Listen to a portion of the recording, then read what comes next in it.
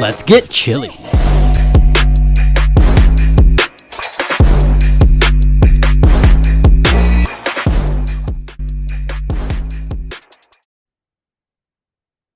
We are so back. Welcome back to season 2 of Let's Chill. I'm Jeff. I'm Jay. And I'm Kane. And we are officially kicking off our second season of being the official, unofficial Minnesota Wind Chill, Minnesota Strike podcast. It feels good to be back. It's been a long time. We definitely we thought we were gonna have a few off-season episodes and podcasts and stuff, and that never happened. I think life gets busy. But we're back better than ever with a new look, some new Zoom backgrounds, new microphones. We're ready to roll. Oh yeah, I was saying right before this, I am the production value has skyrocketed this year, which is awesome. It's just going to get harder to top every year. So hopefully, I don't know. This is tough, but this is gonna be fun.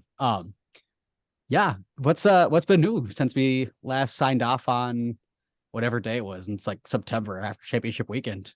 I mean, we all have a little bit of exciting news. I think each of us have some individual exciting news. Jay, if you want to kick off your personal news. Yeah, I mean, since you guys have last seen me, I've gotten engaged, and Wait, what? my fiance actually got accepted into a veterinary program in Arizona, so we're probably going to be heading out to Arizona come this June. Man, They congratulations. don't have a team out there, do they? Not yet. No, Jay's not gonna yet. start. Not yet, dude. Jay, There's you potential here.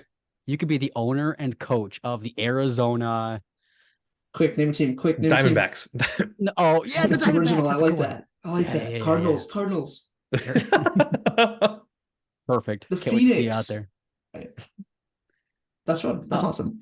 Yeah, that's super Congrats. exciting. We won't see Jay much in person this summer probably, but we're definitely gonna be But connecting that's with him okay. virtually. And yeah, he lives 3 hours away, so what's another like 18?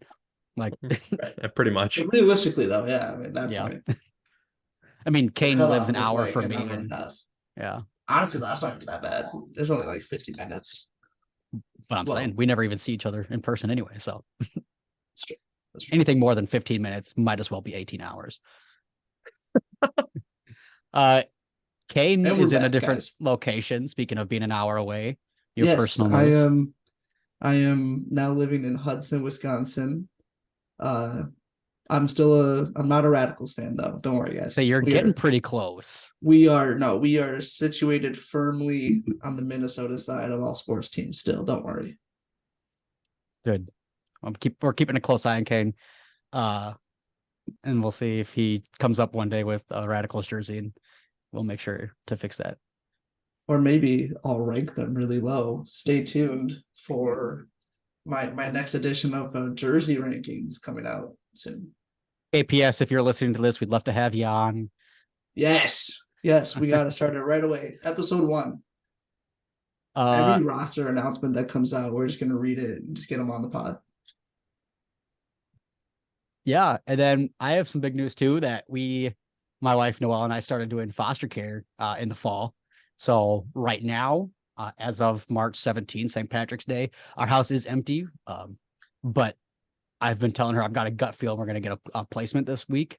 So as early as next week, we might have a kid running around. We've already had a couple placements, but that's been a fun journey. So some big changes. We haven't really had a lot of time to record a lot of episodes or knock out a lot of content, but we've still been busy, or rather I should say our partners at R1P1 have been busy. Yes, and now that the season is starting up again, we can all focus on what's really important, which is Minnesota professional Frisbee. I mean, what better sport to participate in on a podcast than professional Frisbee? And we can say Frisbee now, at least for half of the coverage we're covering. But I think we can kind of just unilaterally use the word Frisbee now that we're talking about the Ultimate Frisbee Association, the UFA. That's a pretty big change. Yeah.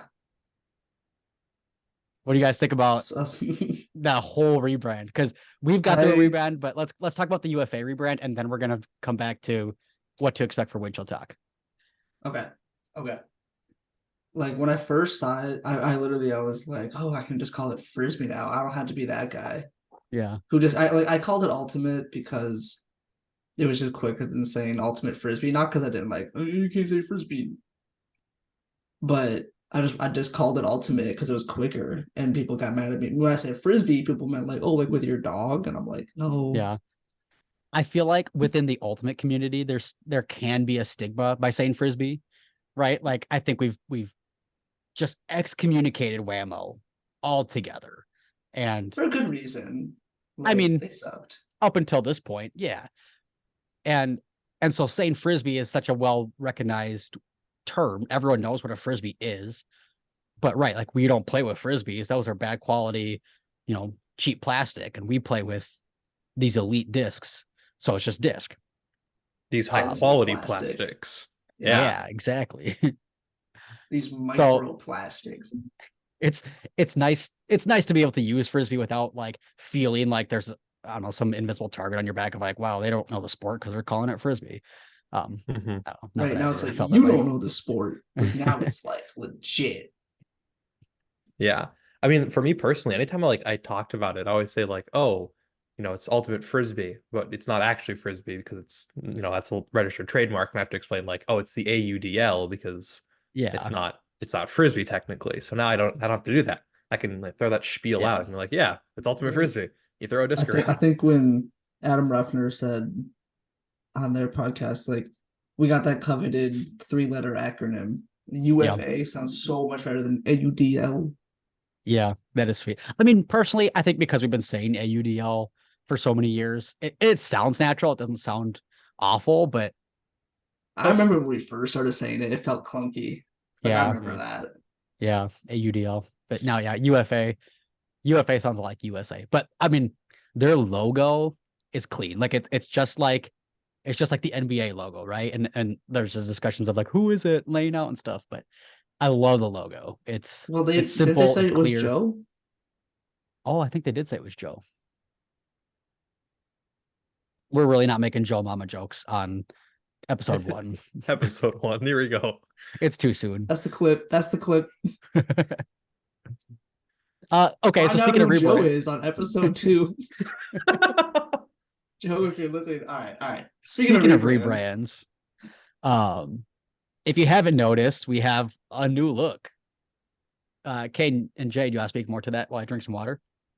Yeah. I mean, the real question is who did it better, the UFA or Winchell Talk? And I think Winchell Talk, sort of flawlessly executed our rebrand. Um, Not to brag, UFA did a great job with their rebrand too, but like, was it nearly as good as ours? I don't think And so. when we do say ours, we got to give the real shout out to R1P1. If you guys remember, they partnered up with us last year, so they've been there since the very beginning of Winchell Talk. They did a lot of thumbnails, they did a lot of graphics for us, and as you can see now, they gave us a little bit of a refresh look, giving us the Zoom backgrounds and everything. So, and I'm sure as this is posted, you'll see all the different thumbnails and everything. Just a nice kind of refresh look. But I think even more than that, they also gave us the new logos. The Winchell Talk base logo, but then we also have the new Strike logo as well for all of our Strike related content. So that's gonna be a really exciting thing for us. We did a end of the year survey last year and got a few comments about wanting to just see more Strike content. I will quickly comment. People wanted to see more like Dragon Thrust content too. We'll bring it up every now and then, but this is strictly a professional Frisbee podcast. But Strike. Also, if you want us to talk about those players, just watch any of our conversations about the two teams, because there you go. Yeah. But the Strike are a professional Frisbee team, and we did get a chance to cover them a good amount last year, but definitely not as much as we cover the Winchell. But the Strike Talk logo, which was by no means holding us back, allows us to curate our content more to the Strike. This year, that's just going to look like more frequent posting, more frequent articles, podcasts, interviews. In the next couple years, we have a big aspiration to basically split off and have Windshield Talk be its own site, its own podcast, everything like that. And then we're gonna hopefully have Strike Talk. Hopefully have a new site, podcast, all of that stuff, just for the strike.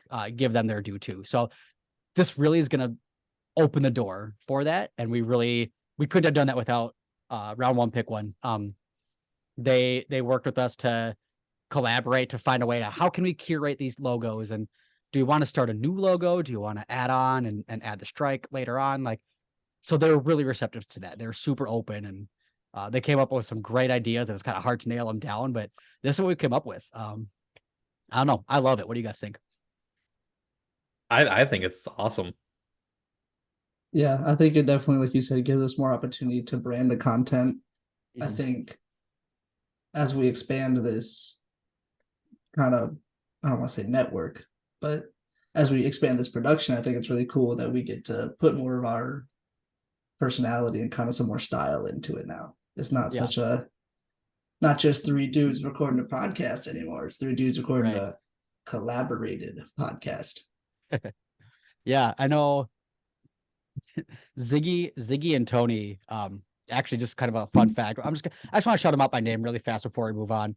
Because I actually know both of them through school, middle school and high school. And Jay and I were in speech with Ziggy. Coolest guy ever. And Tony, I was in. This is like a weird throwback.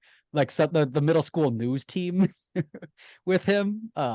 So yeah, super funny, like out of the blue when they came up to me or when they messaged me on Facebook. I was like, oh my gosh, like it's been so long since I've talked to Tony since like middle school, but Ziggy, like we keep in touch every now and then. So it was cool to keep in contact with them and see what they can do now that they're kind of in their professional sphere and we're kind of doing our thing. Be able to meet up with them and work on this like shared project was really cool, and this is the result of that. So yeah, I love what they came up with. Oh yeah. So they really were our round one first pick. They were there Absolutely. since like what we published that like first or maybe the second podcast, and then basically from Yeah. that point on they were in partnership with us. So that's yeah. Yeah. They saw our potential like right away. They're like, let's get on this and let's help them out and see what they can do. So that was awesome. And if you're interested in other Minnesota sports like lacrosse, if you like the kind of work that they're doing for us, go check out their Instagram page, which will be linked wherever. Oh yeah. We'll link to Realm Pick One. They got some cool stuff coming up on Instagram and all that stuff. So we'll check them out. But should we move on? I want to talk a little bit more about what to expect this year with the new branding. We kind of have a few new ideas that we're going to try to loop into, kind of going back again to that end of season survey that we did. So one thing that we want to try to start incorporating, first of all, is more behind the scenes content. We'd love to try to get out to some more practices, some more interviews, and kind of show viewers, so our audience, stuff that they might not normally get to see. Like everyone gets to see the game, but not everyone gets to see the warm ups or the practices or the post game. Yeah, Jay, you came out with me last year to a practice with the wind chill, and Kane and I are gonna go in a couple weeks to go see one. Jay, what did you think of attending practices last year? I mean, even if we like we had our bit where we were talking to the players, Mhm.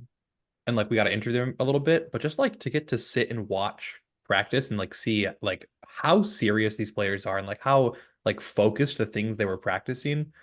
I'm not trying to give away too much about the wind chill practices, but like they were practicing like end of quarter situations. And they were talking about like, well, 30 seconds might not seem like a lot of time, but that's 4 or 5 passes total. Like Mhm. you can get 3/4 of the way down the field before you're taking that last shot. So they're talking about like really keep your head up, really like be aware of how much time you actually have. Don't just take a bad pass because you feel like you're low on time. Right. Um, so like they're just doing all these like very specific things. So it was really fun to interview them, but just to like, I mean, we only watched for what, 15 minutes total. And I mean, I felt like I learned more about Ultimate in those 15 minutes than I did watching Yeah. all the games. Yeah. Yeah, for sure. We definitely, yeah, we gotta, kind of keep the secrets off to the side, but we are gonna have that camera on as much as we can. And yeah, share as much as we can, obviously without, give anything away because it is a different world. And yeah, hearing how they talk about the game and the strategy behind it, it's really interesting. And even just like pregame warm-ups and stuff like that. Like there's stuff that they do where like, oh, we heard, Tucker Hoffman talking about it on the podcast last week, and now look at that. They're doing it right here in front of us. And just some behind the scenes stuff is pretty cool, I think. So another thing that we want to do, of course, is more player interviews. I think the post-game interviews were like the best thing we could have ever done for ourselves last year, like learning about the game, but also then getting like engagement. Like just selfishly, our numbers skyrocketed after every game. Kane, I want to shout out Kane's post-game interview with, was it Bevan last year? Or was it Clane? Who Oh, you caught Clean. It was you Clean. caught When a I caught the Frisbee. disc. Yeah, that was That awesome. was great. I did that, and I'm not gonna lie. Like, have you guys seen the video of the one baseball player doing an interview, and he catches like the ball. catches the ball? Yeah. I literally was like, I want to get like that video and then mine, and like who did it better? Yeah. That was funny. And like, I love how Plain did not really react to the catch. Like he's like, whoa, but that's it. Like, I don't know. That It was was pretty scripted. sweet. But It was actually yeah. scripted. Oh, giving away secrets, Kane. See, not bad. It actually wasn't scripted. See, now that I said that, people aren't gonna know that I was joking. Right, all right. right. It's all right. Yeah, but we want to have some more even interviews on podcast too. Again, we told we were going to do some like off season. We all had those intentions.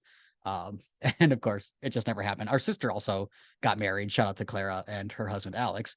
So that also preoccupied a good amount of our time. But I think player interviews will be huge for Strike and Windchill because it lets us get to know the players and the teams and our audience. Something to talk about in just a little bit, but both teams have a good amount of new players and some pretty big names joining the squads. That's like, we need to get them on. We need to get to know them, their pregame rituals, their, post-game traditions, all that. Like, I don't know, every player has their such like unique personalities. It's so fun getting to know them and sharing that. So look out for more player interviews for sure.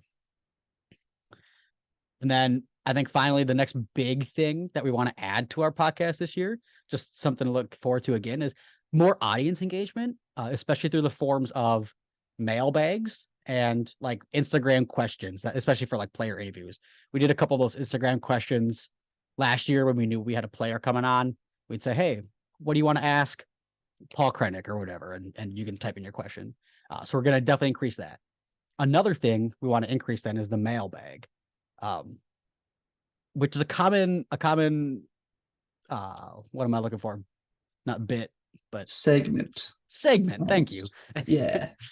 I know like a lot of baseball podcasts and articles do that too, of like people can just send in a question or a comment or an argument, and we basically just talk about it on the podcast. So if you want to be featured, if you have an idea that you want to throw out there, if you have a question about where was this player last week or anything like that, send it in and we'll post when to send in these questions and stuff. And we want to get the audience involved too. I think that can be a really fun way to get you guys involved and open up our minds a little bit with stuff that we're not thinking of. Yeah. I was gonna say, I definitely want to stress the audience engagement this year. I think that's one thing that was really fun at the games last year too, because it really just felt like we were participating in like a stronger community. And it was cool because people at like the games would come up and we would just like talk about stuff, or like I would just be walking by and like parents of some of the players or something like that stopped me and were like, hey, I saw your interview. And I was like, it's just cool. So I think it opens up the possibility for more interactions that way. It's not just, the three of us cycling the same ideas over and over. We like to kind of keep it fresh, get some outside perspective. So definitely something like hot takes. If you hear one of us say something that you're like, that's stupid, or if you write an article and you're like, nah, that's what the comments are for. That's what the forums are for. We won't be offended if you think that offense is more important than defense, which it is. True. Yeah. Send in everything you've got. We're going to try to get everything on the podcast this year, including offense versus defense. We will. What else are we planning on bringing on to Strike Talk and Windshield Talk this season? I know we've talked about it internally, like with us three, Am I missing anything else that we want to share? I think just basically how we're structuring our podcast this year. We have a few segments that we're going to be recurring, like mailbag, Mhm. a couple of others. Be looking out for our new way of doing stall count trivia, because Cool. that's a fun one that we're looking forward to. We have a new format for that. And also we'll be keeping track of the score. So any guests that come on, your score will be counted. Yeah. There'll be a good season long storyline to follow. Well, do you want to talk about the actual teams and the seasons now? Get to the good stuff. That's kind of our Yes.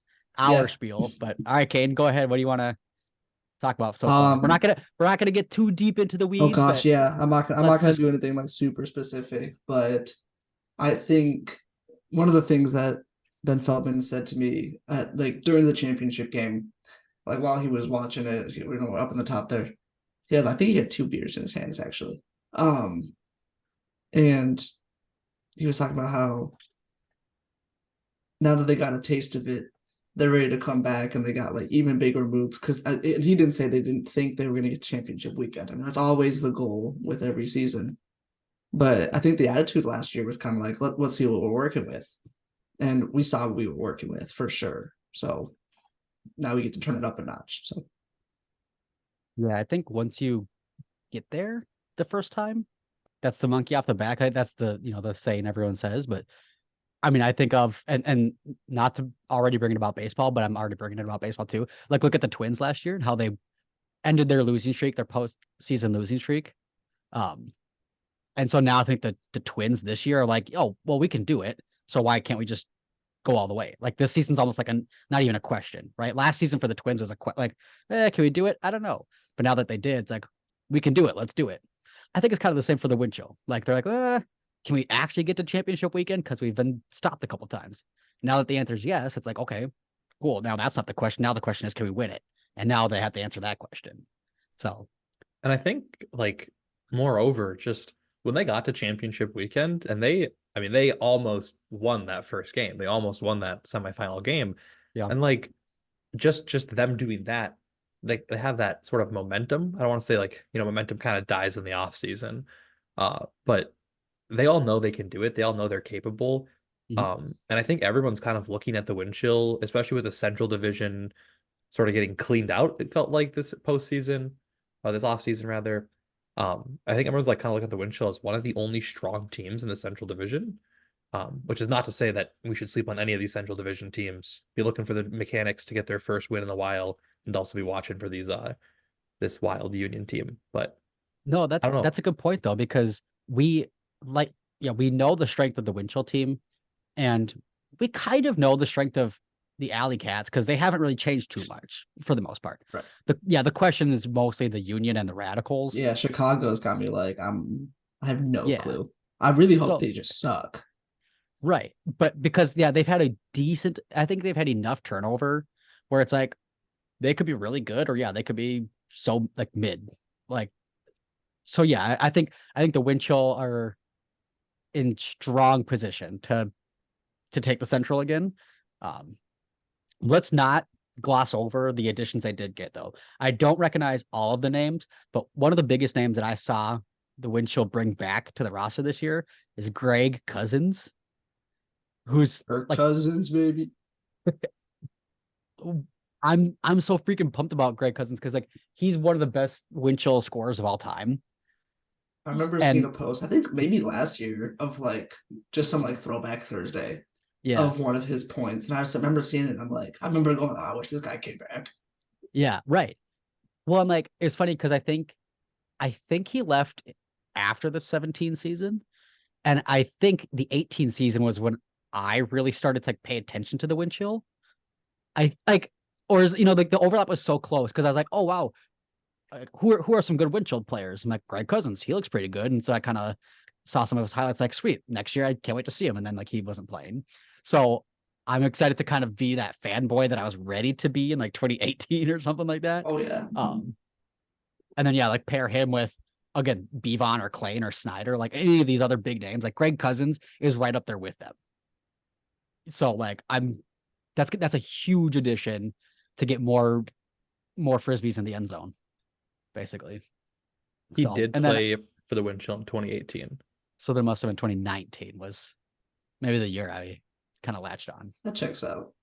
But I have to, okay, I'm low-key gonna just scroll through their Instagram really fast. Not super much, but not a ton. But I know they grabbed a bunch of people from like other club Great teams and up, right? other, Yeah. Grey Duck. I think Mallard was on there.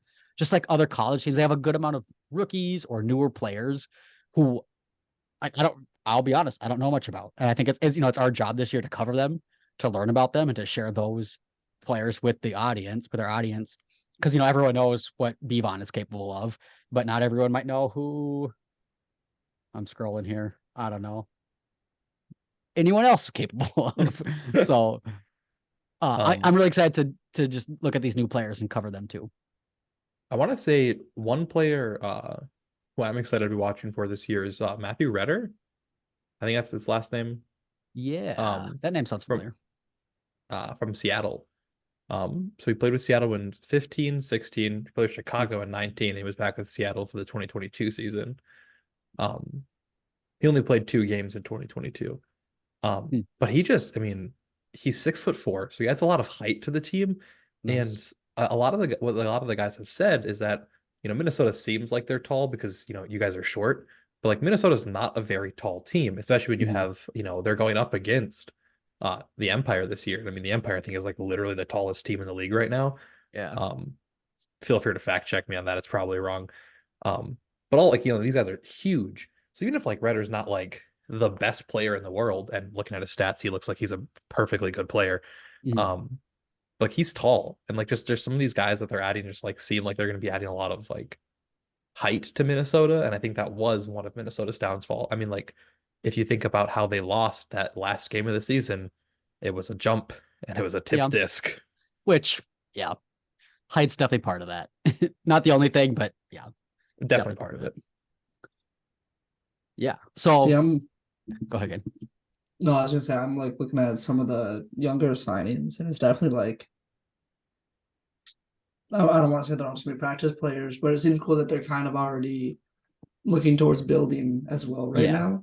And it'll be cool to see how that can like bring some depth through the season. If we had to miss a couple players here or there, hopefully we have some that can slot in, which it looks like should be good. Yeah, it's definitely good to see them keeping their roster fresh. Hopefully it's not at the expense of losing too many players who we've come to know and love. I mean, I haven't heard anything about Abe Coffin this year from the Winchell or otherwise. No, I know, but he hasn't signed with anyone. And I mean, I've got a couple people I can text to confirm where he's at right now, but maybe he's just taking a gap year or something, or maybe I don't know. If he's retiring, like UFA would have announced that, but I don't know. So I'm saying hopefully we don't lose too many Abe Coffins or others like that. But just an interesting talking point. Before we move on to the go ahead, Jay. What were you gonna say? Oh, I was just saying there are some other names that I am just excited to see back. Even with Abe Coffin gone, Tristan Van Mortel is coming back. Paul Krennic, Will Brandt, Cameron Lacey. Ian McCoskey. Cameron Lacey, yeah. I'm pumped to see Cameron Lacey on the field again. I think if there's a break point and Cameron Lacey's on the field, it's almost a guarantee. It felt like every time he had the disc, the disc is in his hands and then it's in the end zone really quickly. He's quick on that turn, and I've played with him. I get to play with him. I actually get to play with him this upcoming season as well, which will be fun. I get to play with him on Sundays. So nice. A couple of days after he gets to, or the day after he gets to ball out. And I've been on like a defensive point with him where like almost too quick for me. He's ready to get going on that when it turns over. So I think that's like definitely something that, because like Sam Berglund, for example, last year was very like good at that. And I think we can expect to see Cam Lacey not necessarily step up, because that was nice he was doing that last year, but expect him to get some more disc touches for sure. Yeah, I think last year was maybe a good test year for him. I think again, we almost like how we talked about the Winchell, they didn't know if they could make it a championship weekend. I don't know if they knew what Cameron Lacey was capable of. And Cameron Lacey was able to step up and say, hey, this is what I can do. So now this year, they're going to like totally use him to their advantage. Like, again, they already were. He was really making a name for himself, but now they know, okay, this is a constant in our lineup. This is what we know we can count on. And they can build around him now, not just like slot him in where they think he can be. So that'll be sweet. Before we move on to the strike, do you want to talk quickly about the schedule of the wind chill? We have an interesting schedule this year. And some fun games to cover. Both of you guys kind of rolled your eyes. If by interesting you mean some assumed to give me games and some really not assumed to give me games. Like I think we're up against the Mechanics a couple of times this year. If the Thunderbirds, if we play them like we did last year, I think we have 2 against them. I think our opener is actually against the Thunderbirds, so it could be a really good start to the season. But man, playing the Summit and the Empire, oof. Okay. Yeah, this season's definitely gonna challenge us. I'm like, the reason I roll my eyes is because I'm like, all right, they saw the wind chill get to this weekend, and then they're like, okay, this is how do we maximize viewership? And I'm like, yeah, put absolutely. The cameras on us, do it absolutely. In a good way and a bad way. I think the UFA, sorry, I think they definitely prioritize rematches, which I love and hate. Like, yeah, it's definitely a viewership thing. I know that, but I love that because we talked about so much. How much did we talk about on the podcast last year about the Summit at Minnesota? And we were so confident we'd take that game. We could win that game, neutral site, home game. So they're calling us on that, right? And they're calling absolutely. Minnesota on that. And I love that. And like, yeah. and if we think about the Empire wind chill game, that game is the what could have been. They're bringing it to a relatively neutral site, right? They're bringing it back to TCO. We could have won that game against the Shred. And we, that was basically a 50-50. So like, okay, let's make this alternate reality become a reality. And let's put the wind chill against the Empire in TCO and let's see if they would have won. And again, obviously different conditions, all that stuff. But right. So I love that. And I think part of it too is like, you can't be the champion unless you play other better teams. You can't be the champion unless you beat last year's champion, right? Like, right. Wind chill can't just, sit on their backs and play the Mechanics 8 times and think they're going to win, right? Like, you got to beat the Summit. You have to beat the Empire. I don't know. The Austin Soul kind of beat up on some teams in Texas for a while, and then went to championship weekend too. So maybe it is doable. That's true. Okay, well. And that's not fair, but I'm saying is they didn't win championship weekend. They went there. Yeah. If we would have played Mechanics 8 times, we're gonna go to championship weekend, but we're not gonna win. Yeah, that's true. I will say I am really excited. I think almost more for the Colorado game. Yeah. Only partially because in my mind that game feels so much more winnable, especially when you consider the fact that it's at home. So Minnesota's like playing. But Colorado, it's a doubleheader weekend for them. Like they're playing the Radicals the night before. So like, baby, I didn't even realize that. Yeah, I'm almost positive that might be wrong. I can double check the schedule for them. But if that is the case, then it almost gives Colorado fans some copium. Like if they lose, it's like, well, we were tired. You were at home this time. We beat you last year, Yeah. But I still think it's a winnable game, and I still think it's going to be a really fun matchup. And I don't think it's one to sleep on. I don't think just because they played the day before that they're going to be an easy team. I mean, I think it's still going to be a tough game. I think Oh, go ahead. I was just going to say, I think that one of the things that this regular season is going to do is, like you said, how we like got a taste of it last year, how like we like got the monkey off our back. I think it gives us a little bit of a lower pressure taste of a high intensity game, and it gives us a couple of those, and it gives us a couple of opportunities. And so I think like one thing that the wind chill did last year a lot, like really well, was learning from game to game. And we got talking about how like they got to win in a lot of different ways. They got it out, and so I think that'll just be another thing that they can use to get stronger and definitely not worse. Yeah, for sure. Like last year's Colorado game. I mean, and I'm really excited for that one because we have something to base it on and compare it to. as opposed to the Empire, where again it's like, who this score could be, they could destroy us or we could beat them by 2 kind of thing. If like we don't really have anything to go on against the Empire, but we know generally how we did against the Summit and how that game could go. So I'm really excited for that Summit game, for the redemption, for the not rivalry, because there's definitely not a rivalry there, but just the potential of that game. I don't know, the Uh, Central versus West Division rivalry is budding. yeah. Also, I Yeah. did check. Colorado do have a doubleheader that weekend. So Nice. Quick other highlights before we get to the strike, because we do have to get to the strike.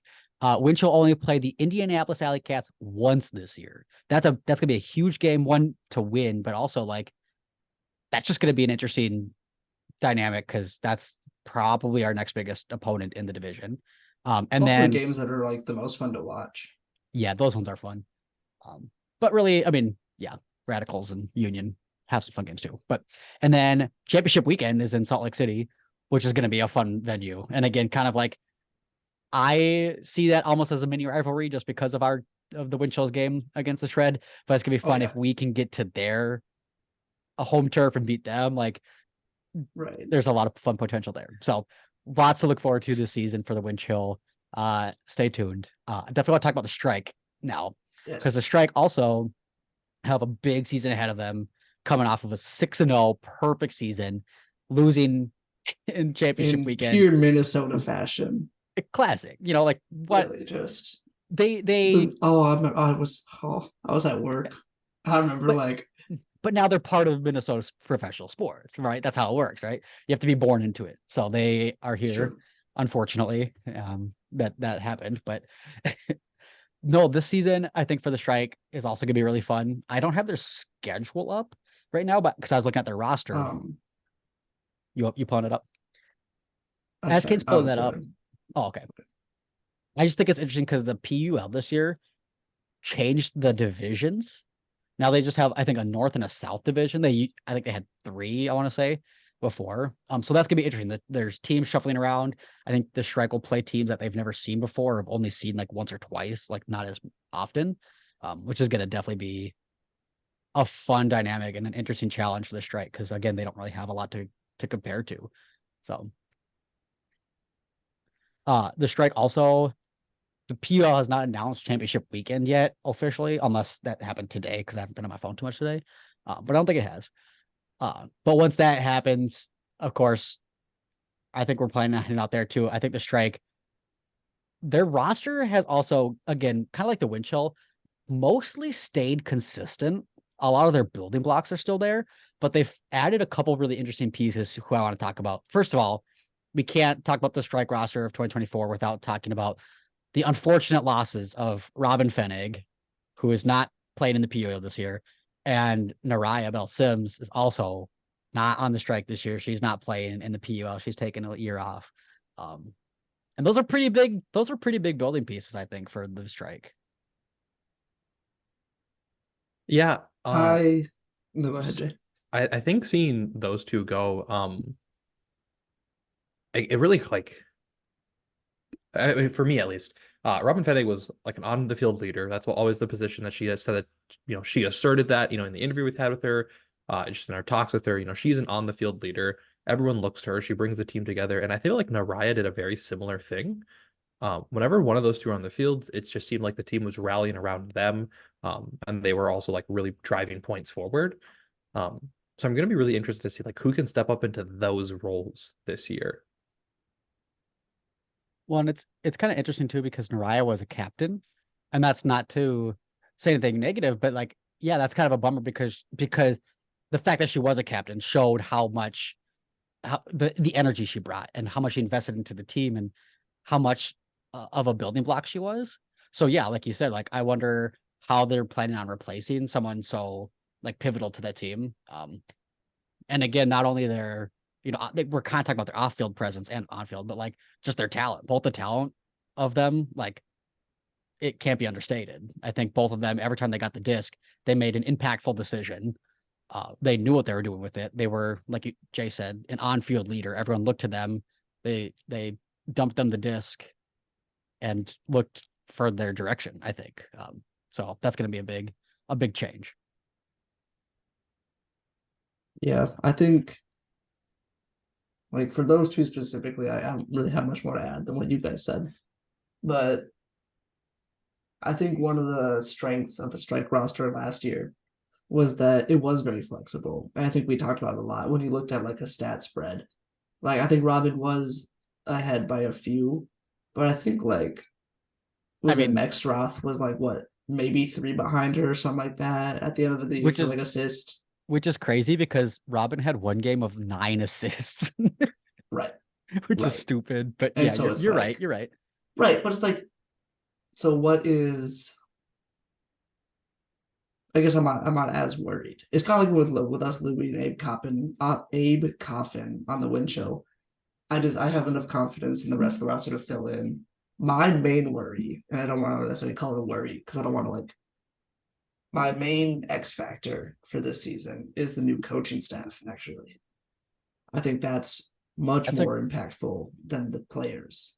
that's a great point to bring up. So yeah, the strike have an entire new like coaching staff, 5 new people slotting in, and none with professional experience. They said they've all had coaching experience and playing experience, so they have ultimate experience. They just are. They pointed out that they've never been on a professional field before, which is different. Time management is different, energy management because again, like the PUL, they don't play weekend tournaments other than championship weekend, so it's like you use your players differently. You're not playing 4 games in a day. Yeah, I think Donnie Wood is the head coach. He's got a good grasp on what they need to do. I was emailing back and forth with him and Doobie, the assistant coach, and they talked about how chemistry is definitely a big thing. Again, I think kind of with the slight reshuffling of the players, and then with the coaching staff, it's like you need to build that trust and build that chemistry. Um, I think they did a really good job at that last year. They laid a really strong foundation. And so, as they pointed out in their emails to me, they're standing on the shoulders of giants. Pat Niles and Carlos Lopez last year did a fantastic job at building this team and continuing to strengthen this team. So it's like they're kind of handing off a really strong foundation for them to work with. But yeah, that's a major factor for sure. I think another thing to point out, bringing it back to baseball because that's how I can talk about sports, is in the movie Moneyball, the the front office of the Oakland Athletics talks about how they're losing all these players, and okay, that player just hit 30 home runs for us last year. So who's gonna hit 30 home runs for us this year? Who can we go buy that's gonna hit 30 home runs? And they stole 20 bases, so who can we buy that's gonna steal 20 bases? They're looking to replace 1-to-1, right? But that's not the strategy. Like you have to build a different strategy that's gonna win you games. I think it's the same thing where like Robin Fennig might have had a 9 assist game, but you're not looking for a player who can have a 9 assist game. You're looking for a player who can consistently throw assists and who can be a leader on the field. Like, what did she actually bring? Because again, any of these players can throw an assist and combined have 9 assists, right? Like, and so yeah, I think they're finding those players who can fill in those gaps, what they actually bring, and not just like a 1-to-1 replacement. Um, two notable players I'd like to talk about, unless you guys have anything to add in the meantime. Well, I was just gonna say, also, like those are two like big losses, but let's not kid ourselves. They still have like a lot of last year's players. They still have a lot Oh of yeah, really talented players. And like yeah, Daniel Byers is coming back, Jane Cook's coming back, Rachel Johnson's coming back, and those are like, I mean, literally number 7, number 10, and number 11. So that's just within like 4 numbers. We have like a yeah, huge, like already like great players coming back. So I do think that they are looking to like fill in those roles on like the squad, but these are much smaller gaps than what we're making them out to be. The gaps are yeah. much I smaller than what agree. we've sort of painted here. I agree. And on the other hand, don't want to minimize it either. Like those two are major players too. So like, but yeah, I completely agree. We are not losing the entire roster and starting from scratch by any means. Uh Julia Hill, aka Chucks is her nickname, is joining the team. I scoured the internet and could not find like basically a single video of her playing somehow, which is like really unfortunate.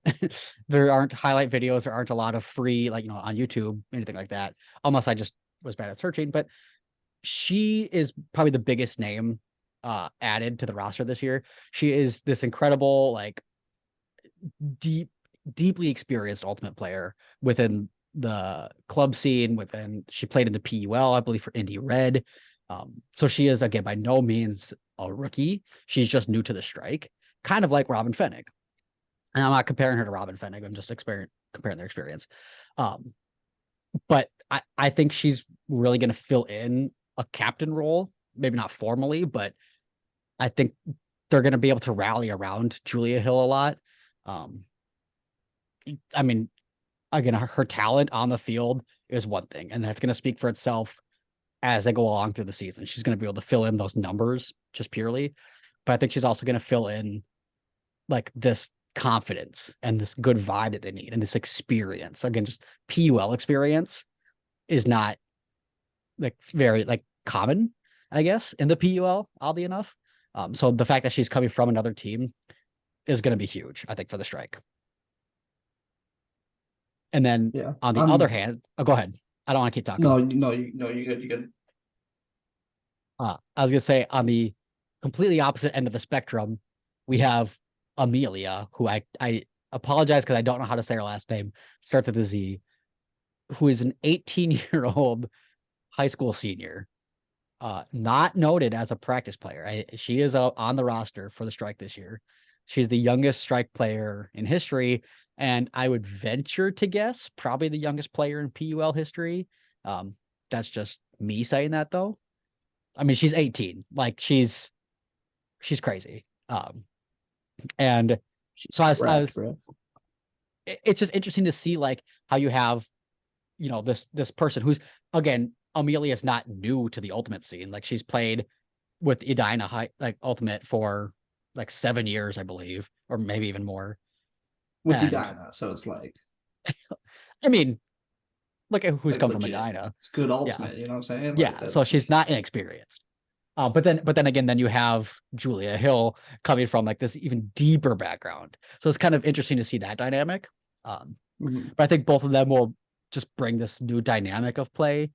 I would hope it's going to be a confident dynamic, an exciting one. Again, like I think Naraya and Robin, this is something that's qualitative, not quantitative, but I think they brought just a positive vibe, this confidence on the field that I was going to say sorry, I just totally interrupted you. You're good. One thing that I forgot to mention when Robin, we were talking about that, was like she really did bring a lot of energy, a lot of end zone celebrations, and outside of scoring, I do think that like that energy and that excitement on the field does have an effect. I mean, it keeps your team pumped up, keeps you guys, firing on all cylinders, where it can be easy to get down. So I think having both of those two players, because I think they're both high energy playmakers. And so I'm interested to see, like you said, these new two coming in. I do hope it is like an exciting connection there. Yeah, for sure. Yeah, but and again, I gotta say it. Julia Hill and Amelia, I don't know. I'm gonna butcher this name. It's like Zedek, I don't know. We'd love to have you on the pod personally. Yeah. When she comes on the pod, we'll have to ask her how to pronounce it. Yeah. So yeah, if you guys are watching, we'd love to have you on. Anyway, had to be said. An actual strike player, not we actually KPS. have no interviews set up. Please, guys, True. Please come do an interview with us. Yeah, I think both teams have really exciting seasons ahead of them. They're both coming off of big seasons, high expectations. But again, even if they don't replicate the results of the last season, I think there's a lot to look forward to, and we have a lot of exciting content to bring to you guys with a new look. And we totally forgot like one of our biggest announcements, by the way. Oh, I thought we were saving it for last. Yeah, I thought we were saving it for last. Well, we are saving it for last then. All right, everyone, stand up and show your underwear. I'm not wearing it, but Kane, you can just keep going. Everyone who's just listening on the podcast right now, like watching this, is really confused. We're not taking off our pants. Don't worry. We have a couple sponsors this year. The first one we're going to be announcing is one that you may be familiar with if you are familiar with the Winchell team. And that is Chill Boys, the underwear, sock, and t-shirt making company based out of Minneapolis and St. Paul. They've decided to sponsor us this year. So and we can get into more of the details of what that's going to look like at later podcasts. Yeah, but we are super excited to have them on board. We knew, again, like they've been partnering with Windchill for a couple of seasons now, and we're like, well, share the love a little bit. And they've been such a great team to work with. Like Kevin at Chill Boys is just this awesome guy. He's also like pretty high energy and just great talking to him on the phone and learning more about what they do at Chill Boys. And yeah, I'll admit, not wearing Chill Boys underwear right now, but we've all had our own experience with them, and I love them. I mean, yeah, I mean, I'm wearing them right now, and they're Are great. we doing the official reviews right now? Is that we're what not it's turning into? we're not no? doing the official reviews, All but right, you I'll save can my give words for your them. all I'll right. save it. All right. The other partnership we have is a little bit less of a sponsorship, but more of a partnership. We are able to partner with First Avenue, the concert venue, to do some ticket giveaways this season. So we're gonna hook you guys up with some concert tickets to First Ave this season. Stay tuned for what show and what dates and all that. We're working on that, but we're really excited to offer that to you guys, and again, grow our network, and engage with our audience a little bit more, and be able to just like improve what we're doing, and yeah, I think create quality content. Like it's been so super fun doing this for one season, and let's just keep doing it. We're back, baby. We're so back. They're so back. Look at these backgrounds. Come on. Yeah. Oh, also, we had to rate who has the best Zoom background. I think mine is the best. I think Jay's is the second best, and I think Jeff's is the worst. Or just the third best. Yeah, third best, Kane. Come on. Yeah, I mean, also audio quality from Jeff and I should be being improved. We do Hopefully both have new studio mics. Thanks largely in part to our sponsors. Yeah. Well, actually completely because of our sponsors. So I was like, yeah. Sorry, yeah, our audio quality is hopefully improved. Our production quality is improved. R1P1, again, just want to give them another huge shout out. Definitely go and check out R1P1. Huge thanks to them. They're doing great stuff.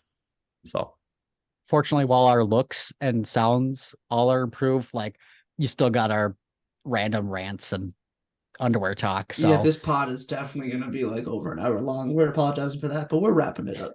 We'll wrap it up here. Yeah. So stay tuned for the rest of the season. We're really looking forward to covering Windchill and Strike this season and in the next couple of years. Interact with us on Instagram, on Twitter, and Facebook, on YouTube. We got some mailbags coming and some interviews. So again, this episode is presented by the R1P1 Network. Once again, one last shout out. Go check them out on Instagram. We'll link to them down below. And don't forget to stay chilly and ka-chow. Stay chilly. Stay chilly and ka-chow. Ka-chow.